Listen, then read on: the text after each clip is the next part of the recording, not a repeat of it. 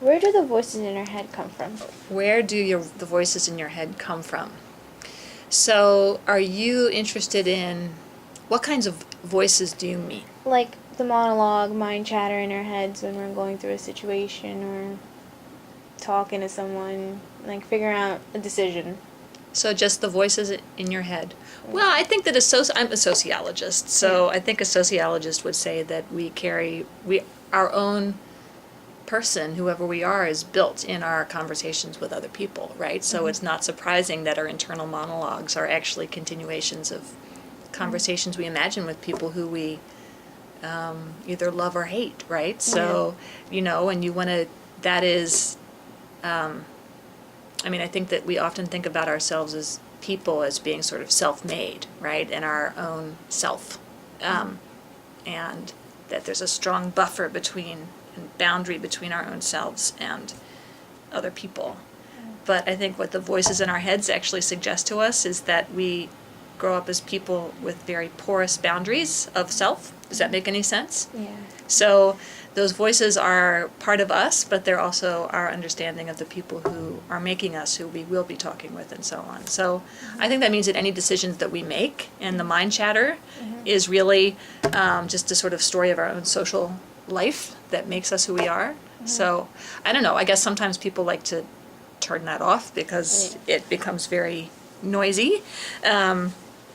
But you have to be friends with those people in real life, so you might as well be friends with them in your head.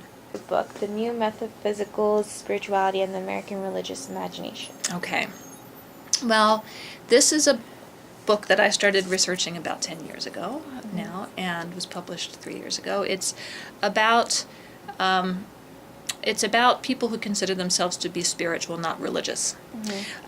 So people who reject religion, meaning institutions, dogma, tradition, this is their way of understanding what they're rejecting, and they are keeping or finding new ways to spiritual fulfillment, right? This is another way to put it. So the question that I started with in this book, and I think it's important to say what that is one of the main questions was, everybody says that this stuff, the spiritual stuff, is terribly narcissistic, it's individualistic, and we can talk more about what I mean by those things, and that it's pulls people away from their connections to other people, and it just isn't very thick in the sense of it doesn't have a lot of depth. So like once you get past the like, be a better person, love yourself, there's like not a lot of stuff there, like when you really have to make hard decisions, right? And one of the things they say that religion does is that even if you don't like it, at least there's a very long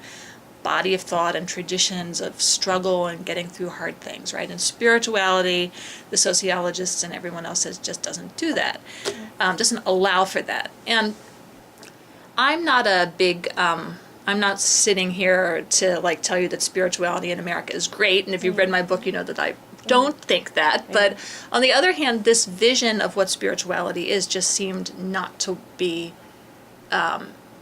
very thick itself. It didn't seem to have any sort of depth to it itself. It just seemed to be like, oh, well, this is dismissive and we don't have to worry about it. But more and more people do this, and it seems to me that people do connect to each other through this stuff, and that there was a lot to sort of understand about spirituality if we moved beyond just sort of a classic sort of sociological dismissal and went in and actually talked to, which is what I did, go to talk to people and hang out with them, people who do this stuff, and see what kinds of worlds they're living in. And so the book really thinks about that question. And one of the things that I found, this wonderful thing about discovery and when you do research is that I realized that all of the books, and sociological books certainly, about spirituality in the United States say that spirituality doesn't have a tradition itself, right? It's just like this thing that people pick up, and right, it doesn't have its own sort of history to it. And I discovered, in fact, that it does have a pretty long history in the U.S. at least, and elsewhere too, and it actually has a derivation mostly from Christianity, at least as it's practiced in the U.S. So when we talk about spirituality in the United States, even though it seems to be collecting from all of these Asian traditions and so on, right, it's a very sort of Protestant, conception of the self. It's meaning it's a self that can be saved in by itself. There's a very sort of imperialistic element to it, meaning that Karl Marx. Heard of him? Okay, so he has this really interesting theory in when he's thinking about cultural revolution and so on, right? We won't go into his religious ideas particularly, but he basically thinks that society will never get better unless people feel like they have nothing I read to that. lose, right? So you have nothing to lose but your chains, right? Yeah. So, but if you imagine these workers who have their chains on all the time, right? And the structures that make our lives miserable is not necessarily just those chains on us, but the whole structure of business that makes our lives terrible, right? I mean, this is not the way we're supposed to live, right? Yeah. So, putting some nice, cushy, soft stuff on those chains, right, so that they don't hurt so much is not the goal of, and spirituality maybe is sometimes like a soft, cushy stuff on the chains, right? So, I'd like people to think about that a little bit more, although I would also like them to recognize that, yes, it is perfectly human and understandable to desire to be happy. And so the question is how what I do in life and what my profession is helps me to relate to me and what it is really that I do. And so I am a yoga teacher, and I'm also a dancer and choreographer and dance teacher, and movement has been my life always. I feel very blessed and very lucky to have been able to take my dreams and see them fulfilled, really, truly. I do what I love. There's a saying that we say, love what you do and do what you love, and I feel very much I love what I do and I do what I love. I feel very blessed to be able to do that. And a big part of what I do is to share my passion and my love with others, and that's the teaching piece, right? That's the ability to help people to feel happy. I work a lot with women. I love working with women in body image and self-confidence, and I do workshops geared directly to use these practices of movement and breath and spirit to really allow people, men and women both, to find courage, to find confidence, to be empowered through physical strength and then emotional steadiness and a mental strength as well. So I think these are all pieces of who I am and have been gifted to me from the universe and from other incredibly strong people in my life. And I think it's my duty, my dharma, my job to give it back. So that's what shaped me, and that's how I'm trying to help serve the world. Who are the people with the greatest impact in your life, and how have these people affected you until today? Well, I think in the beginning, it was definitely my parents have had a huge impact on my life. I come from a very solid, loving family. So with actually two different religious backgrounds, my father is Catholic and my mother is Jewish. So I grew up with two different religions, but similar cultural beliefs, very strongly based on love. So my parents were definitely the first biggest influence on me. And then a lot of my movement teachers, I grew up dancing and I have a degree in dance. So some of my greatest teachers have been my movement teachers, my dance teachers through high school and through college.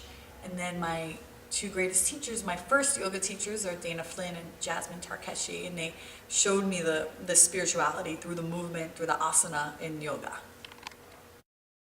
Alright, so once upon a time I was an ordained Buddhist monk, like a fully ordained one, not just like hanging out at the temple, but went through the training and the full ordination process, and was living as a monk in the temple in Bangkok for a while.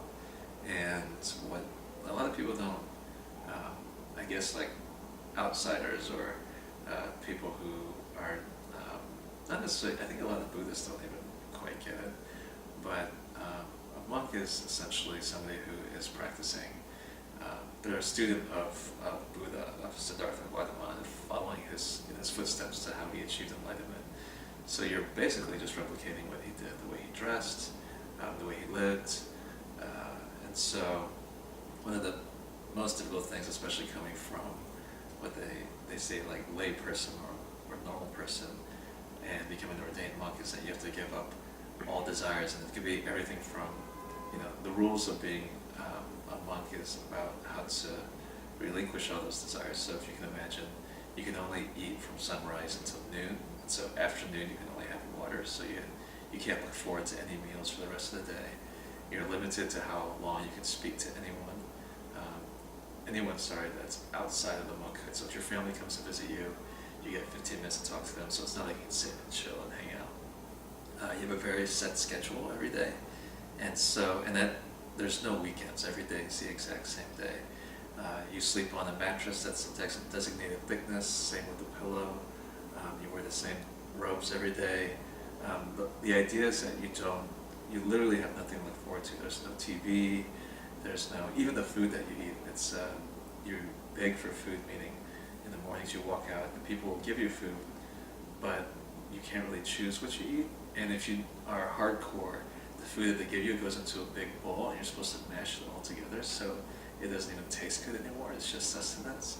And so, if you can imagine, every day, the same thing, nothing to look forward to.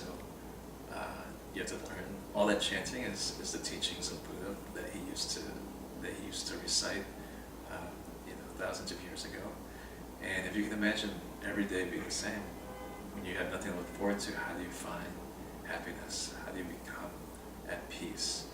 And I give a lot of credit, a lot of props to people who are in the monkhood and devote their whole life to it, because they're all trying to find happiness from having absolutely no desires. And for myself, I needed to, the period of life I was in, needed to figure out how to simplify my life. And I didn't achieve enlightenment or nirvana. I mean, that's a lifelong pursuit for a lot of monks, but I stayed long enough for me to just figure out the things that are really important to me in my life. So the most influential people in my life have been my grandmother by far. She came to the States and raised me when I was growing up in the Midwest, and she was my closest and best friend. She came over from Thailand, stayed with us at least 8 or 9 months out of the year just to raise myself, my younger brother and sister, and help take care of my parents because they were always working. And she was the closest to me. Unfortunately, she died very suddenly when I was 16, and it's always been a very, in many ways, it's like, let's say, there's a portion of my life, the first chapter is up to 16, and then currently I'm living the second chapter after she's passed. So she was really influential even to this day. A lot of the things that I do day to day is because of my memories of her and things she taught me.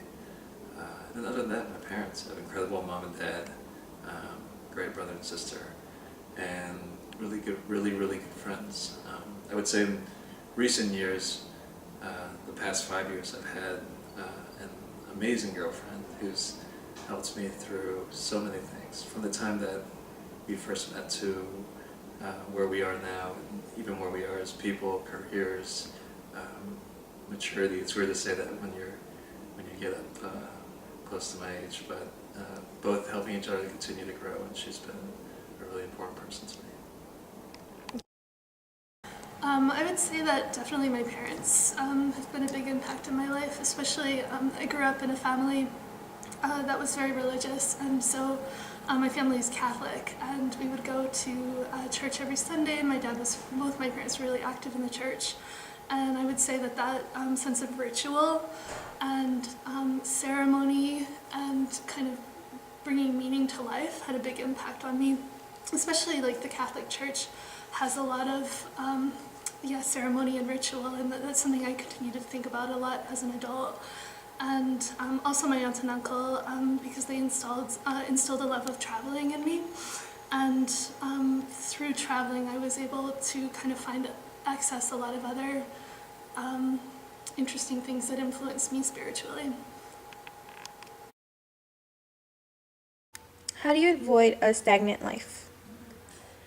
A stagnant life. That's something I actually talk a lot about in my yoga classes. Things like getting stuck or obstructions in the body, and that will translate into your life as well. So having a very steady, regular yoga practice, helps me avoiding a stagnant life, because I always see what's coming up in my body and where the resistance is to keep me from moving forward. So having a regular, very steady practice and discipline is, I think, one of the biggest keys to avoiding a stagnant life. And then also to be open to all the possibilities. So when new things come my way, I try to remain fearless and open rather than shutting down and only staying in the same patterns.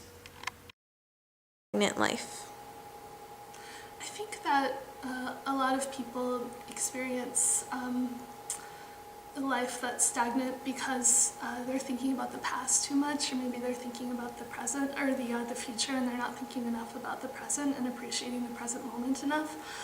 For me, I found meditation really helpful for that. I have a practice of meditating for 20 minutes in the morning and then 20 minutes in the evening. And for me, that gives me a sense of being grounded that helps me live in the world. You know, I think that a lot of people, they're always thinking about what happened before, what will happen next. Whereas meditation, it's a practice that allows you to really be present in the moment. And so, you know, in that practice of meditation, you're sitting and you're just watching your breath. And when you have a thought, you can acknowledge it as a thought, but then you eventually let it go and you just focus on being in the present moment. And just that simple activity twice a day, in the morning and the evening, kind of trains your mind. It's almost like lifting weights. Like, you know, the Dalai Lama, the spiritual leader of Tibet, he talked about how a lot of people give a lot of importance to lifting weights and like building strong bodies, but nobody thinks about building a strong mind.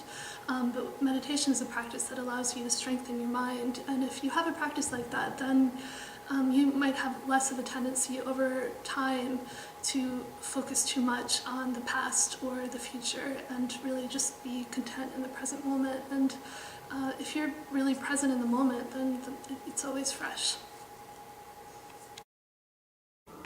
So, I don't know if life can really be stagnant, just because I'm always thinking, 100 steps ahead and trying to think about more like working towards a big picture and not being caught up in the day-to-day. So sometimes some days are really difficult and they can be really frustrating, but I'm always thinking ahead to the next day and trying to not get caught up in things. And I also like to, I take a lot of joy in seeing other people's happiness, so helping each other to succeed, or do well, or being there for other people is always keeping me active and busy and looking forward to the next day. So I don't know if I see life as ever being stagnant. So what are the specific experiences that have shaped my spiritual beliefs? Well, I think it's a tough question because I come from so many different backgrounds of religion, Judaism and Catholicism being two, and then I've had a lot of Hindu influence from the yoga. So I think culturally, my youth and growing up with all of the holidays and celebration around my childhood religions, and then having the Hinduism and traveling to India kind of shape this idea of ritual even more, because that's what speaks to me so much with my spiritual beliefs, is this feeling of community. In yoga we call it satsang, right? Keeping company with fellow truth seekers, right? Seekers of light. And I had that as a child, right, with the community of my family in different religions as well. So for me, this idea of ritual, of gathering, of lighting my candles in the morning has helped me to get more connected to myself, which shapes a lot of my spiritual belief. And so I think a short answer can be community. Community. Well, again, growing up in a Catholic church had a big impact on me because, going to church every Sunday, it's not just the Mass, but especially in Catholicism, there's a lot of ritual involved and all these stories, in the Bible. And I'm not religious anymore, or at least I'm not Catholic anymore, but that had a big impact on me because, in my adult life, I noticed that a lot of people, especially in America, we're less tied to religion, we're less tied to a traditional culture that gives us that sense of ritual, that sense of purpose. And in my travel, like I've traveled a lot, especially across Asia. I lived in Japan for 2 years and then traveled across Asia for a year after that, spending 6 months in India.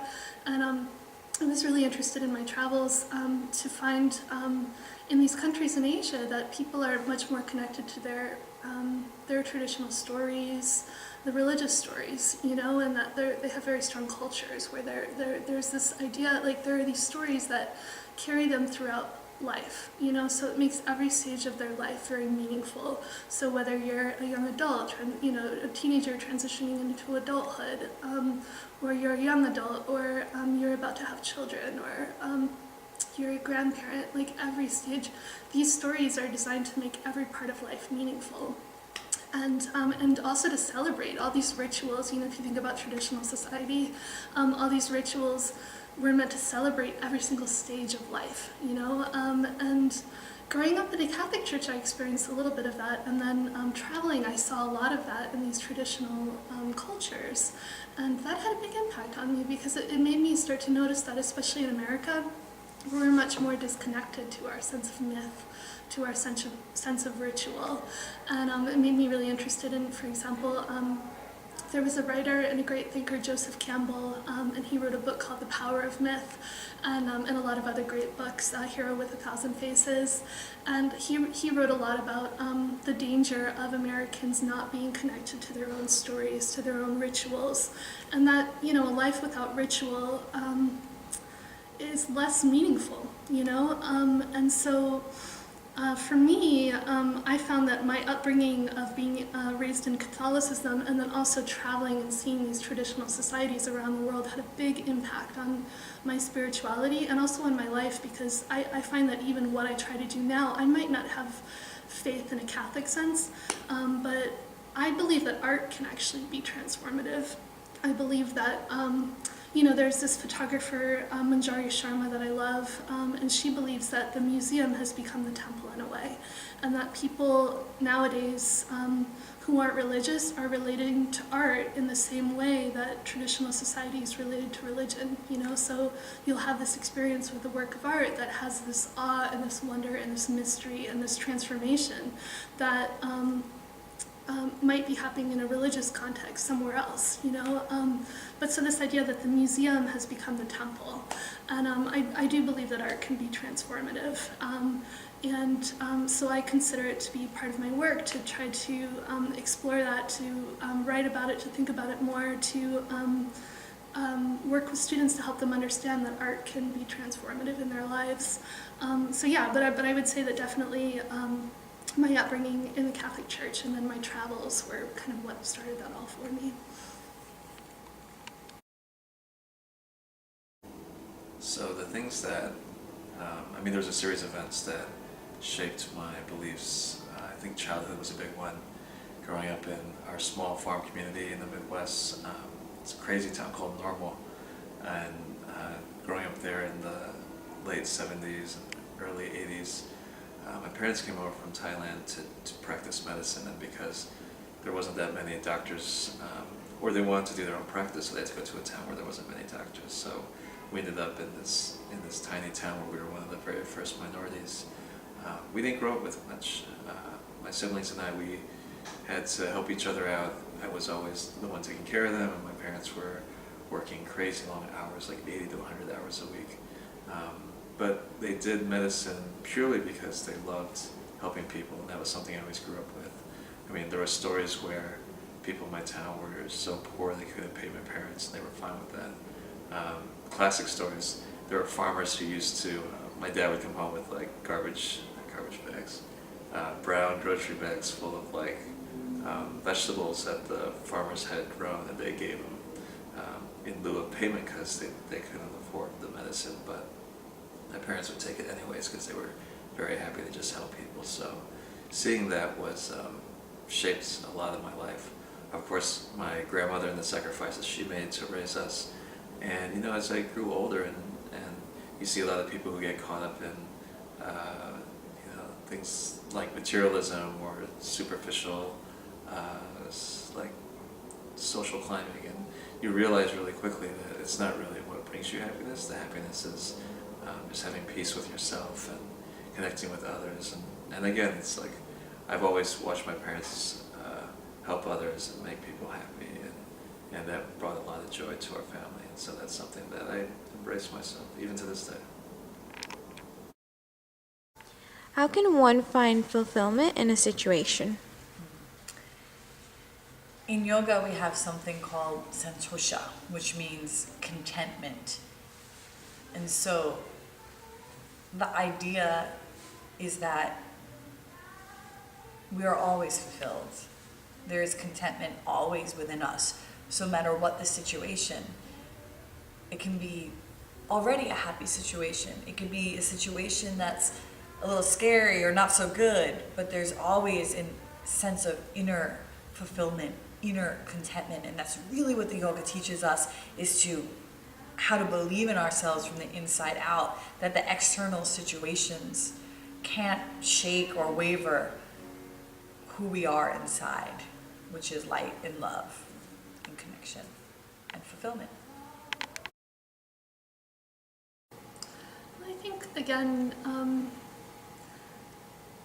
just being okay with the fact that anything that happens is okay,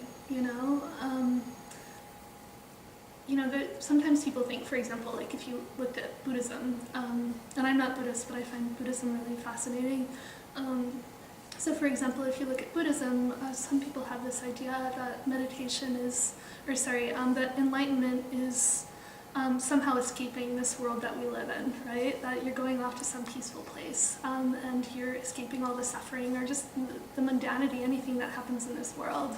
But actually, one of my favorite definitions of enlightenment is that you could be okay with anything that happens in this world. You could actually be right here, in the middle of all the wonderful things, all the terrible things that happen, and be okay with it all.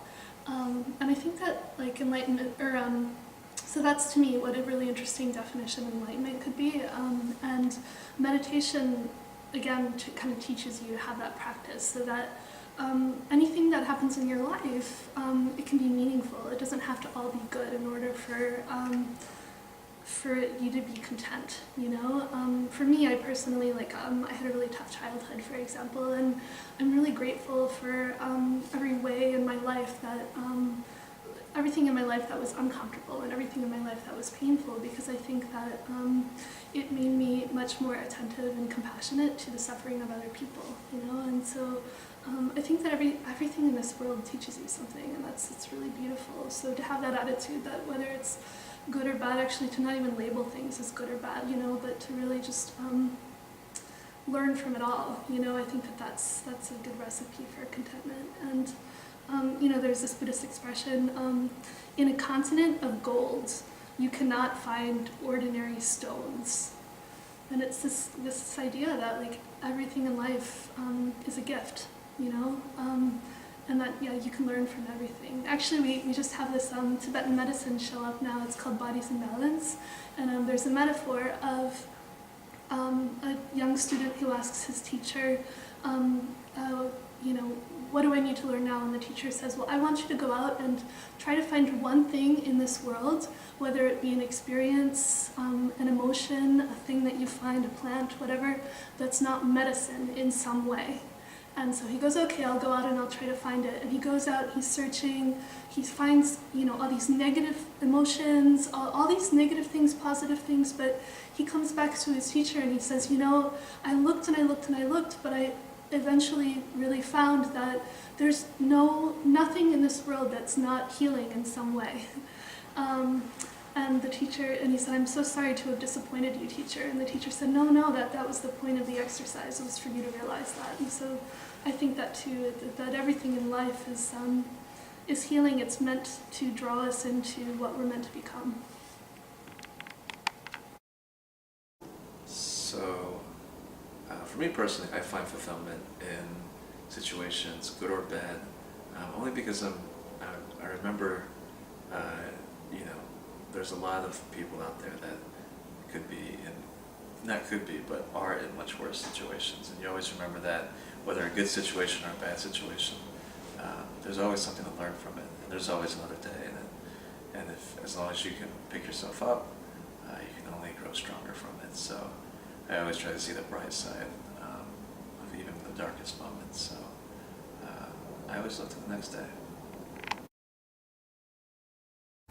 So my rituals, my daily rituals include my daily yoga practice, and that will look usually something like waking up, clearing my space where I practice, lighting incense and candles, maybe having fresh flowers, maybe pictures of somebody or something that I want to devote time to or energy to, sometimes statues of Saraswati or Ganesha, the remover of obstacles, and all different types of deities might show up there. And then I roll my mat out and I do my physical practice and my breathing practices and then a sitting practice.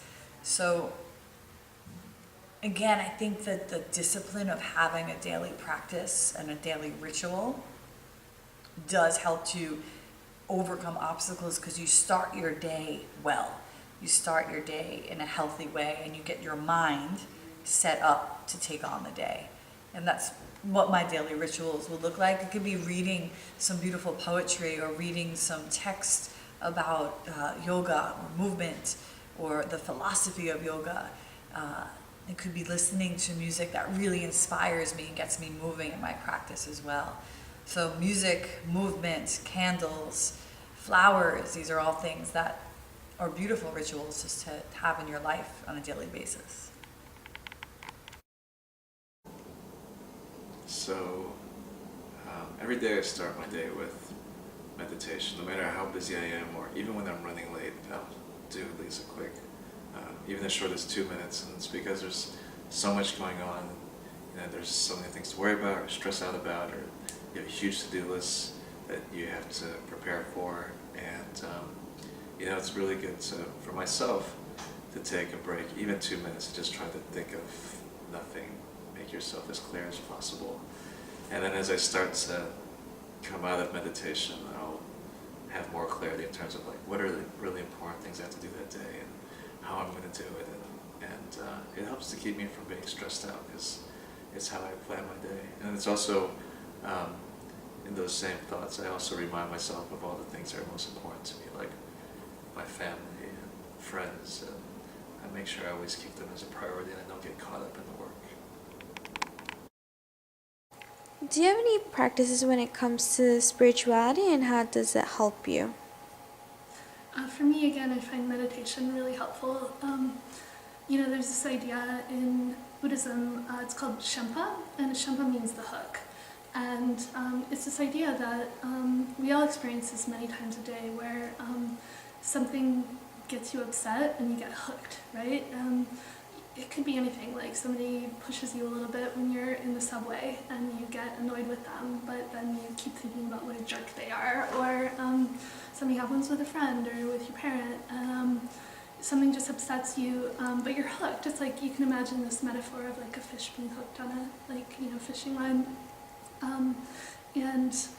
It's this idea that you can't let go of something. And I think a lot of us have this, where we'll get, you know, something that's totally natural for us to get hooked, be upset by something. But the problem is that a lot of times you can get hooked and then you can let it destroy your whole day. Sometimes it can affect a week. Sometimes it could be like a few weeks, right? And meditation really teaches you that it's unavoidable to get hooked, right? But something that you can do about it is kind of recognize that you're suffering from it, and then decide not to suffer anymore, you know? And that's hard, but again, that meditation is building that muscle of your mind to be able to have the discipline to unhook yourself, to say like, hey, it's not, like, yes, I felt upset that this happened, but it's not going to serve me to hold on to it for another day or another week, you know, to really let things go, so that you can be present. So for me, meditation is really powerful that way, because, you know, I can recognize that I get hooked by something, but then I can move on, you know, and learn to let things go faster. Let's see, other things in terms of like ceremonies or rituals. I feel that it's really important to live with a sense of gratitude. I think that like operating from that, so every day, like when I wake up in the morning, I just have a practice of writing down 5 things that I'm grateful for. And it might, sometimes, life is tough, so it might be hard to come up with those 5 things, but, and sometimes life is totally abundant, you have so many things, but I think starting from that place every day makes a big difference. I think there's something about like your heart, like being in touch with that gratitude, that's like, it's a good place to operate from in the world, So I try to do that every day just to remind myself why I'm lucky, and I think everybody has reasons why they should feel lucky. So the question is, why do I think that God allows there to be different paths in religion? And I think it's because that every path leads to the same thing. Every path leads to love, which is God. So you can take, as Rumi the poet says, there are thousands of ways to kneel down and kiss the ground, which means there are thousands of ways to pray. There's thousands of ways to devote yourself. But if within your heart it is pure and love and good, it's all leading to the same place. So, as a Buddhist, Buddha always, was focused on how we spend our time here on Earth, but he never addressed what happens in the afterlife, and that's because, nobody knows for certain. So, I know for myself, I have no idea. So I live by the teachings of Buddha in terms of what I do day to day. I'm also open to other religions because who knows who's doing it right. As long as, for me, my friends of different religions, I find that the ones who I get along with best are the ones who they live a very Buddhist-like life, which is just like being a great person, focusing on the simple things, and you don't really know what happens afterwards. You don't know if there is a God or what that God has in store for you. All you can really control is what you do day to day, and that's all I focus on.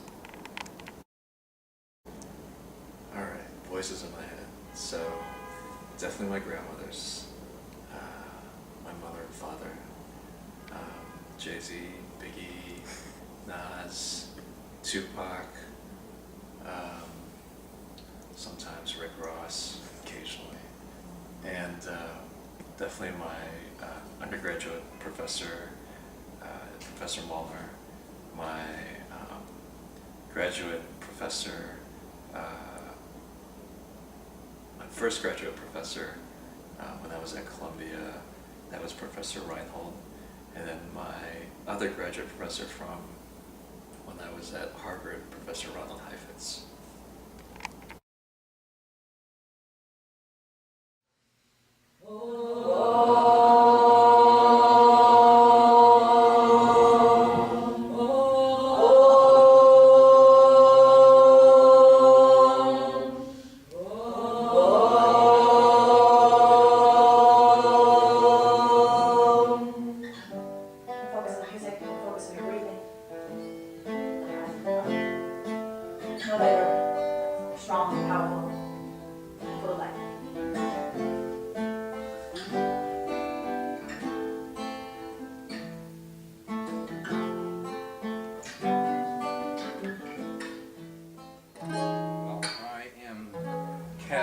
C-A-D-D-O from Oklahoma. And in the Caddo language, I say to you, Tasha, which means friend. What are these called? These are drop feathers. Everything has a hole in it. This is a little bit used. Everything has a hole in it to fit over on my scalp lock. That's how I put my tree. And this is a men's style. I have a ribbon shirt or a calico shirt. I made this shirt. And I'm getting ready to put on my otter pelt, which hangs down the back. And the otter pelt can drag the ground, and they call it a drag in that way. So that even if I'm dancing in my moccasins here, These fully beaded style moccasins keep me close to the earth. And even though I live in New York City, I really want to come, well, maybe because I live in New York City, really want to come down and have a way to dance around the drum. The drum will be off to the side, but we say dance around the drum. And that's what we do. Oh, I got that covered. So the otter tail down the back is bordered by ribbon work and decorated with 2 beaded medallions. The one on the top has cut eagle feathers attached to it, and the one on the bottom has eagle fluff attached to it. Yeah?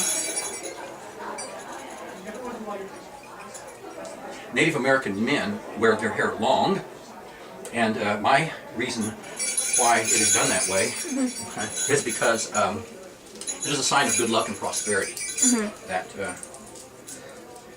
you might cut your hair. It is a sign of mourning, as in many cultures as well. So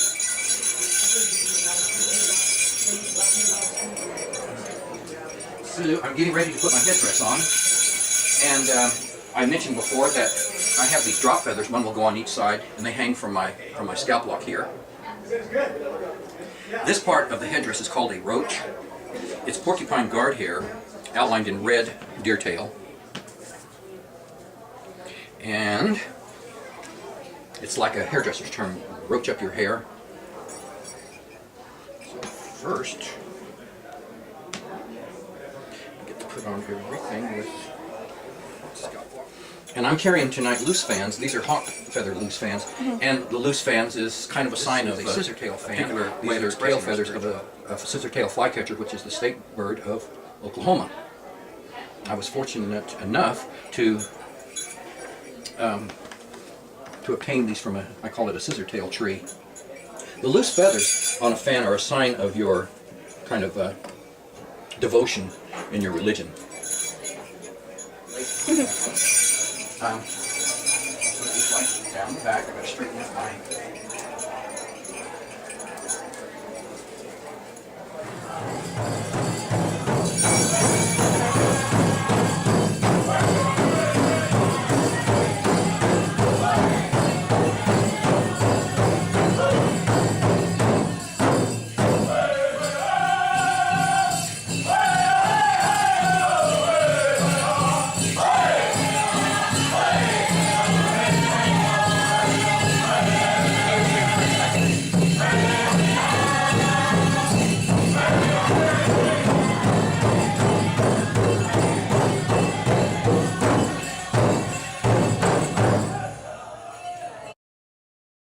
Well, I was born in Nepal, so I wasn't really surprised to what I see, but I saw it over there. But I say that when I first went, I was excited, but I also felt really bad because there were like poor people, like just not even like New York hobos. Like these people had nothing with them. They're like, some of them are like half naked. These kids didn't even have any clothes on.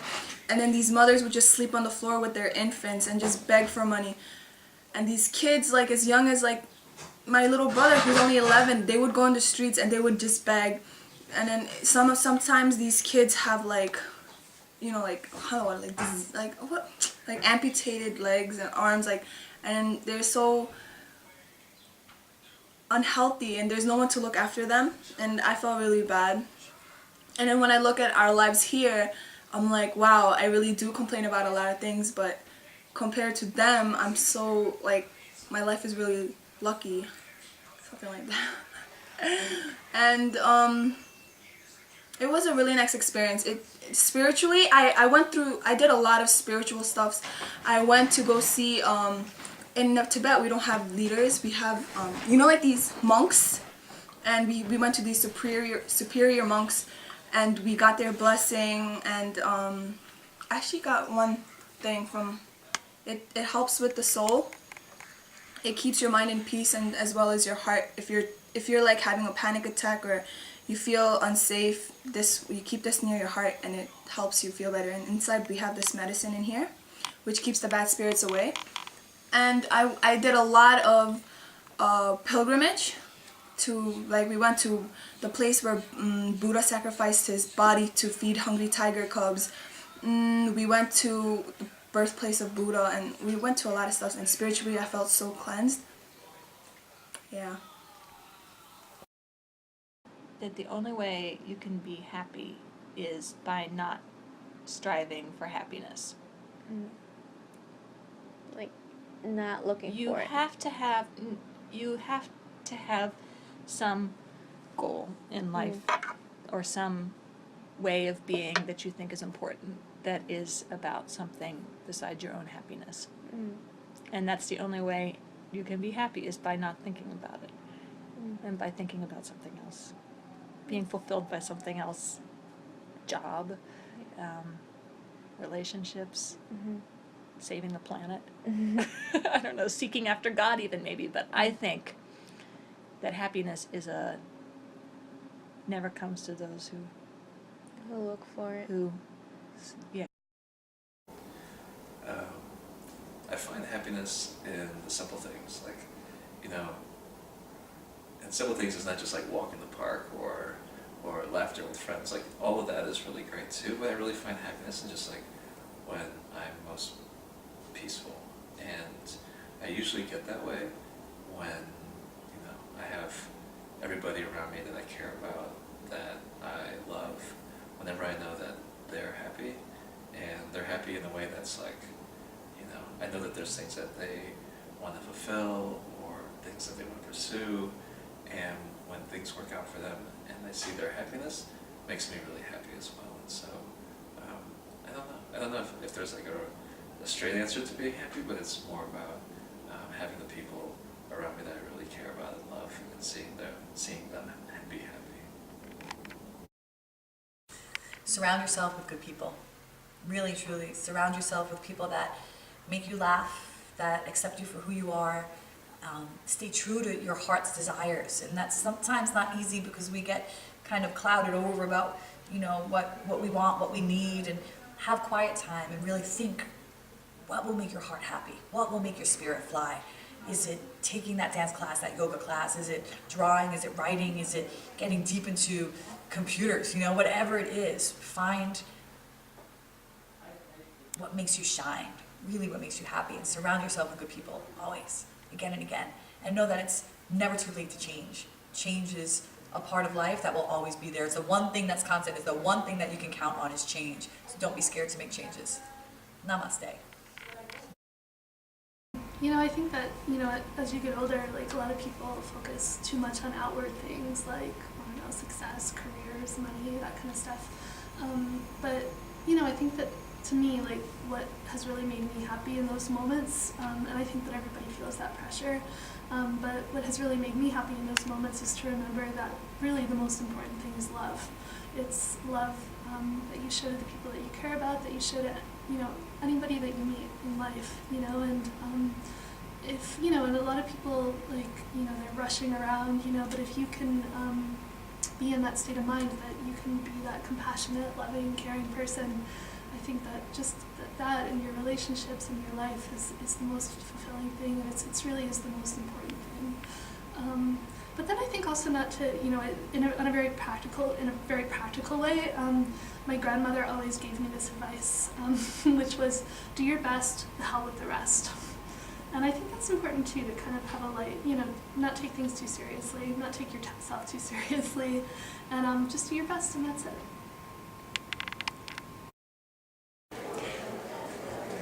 Thank the Creator for the sunrise and the beautiful day that is ahead of you, and always look for something that is good to give thanks for. And if you do not, then the fault only lies within yourself. So that you can be thankful for even just the day. That's the thing.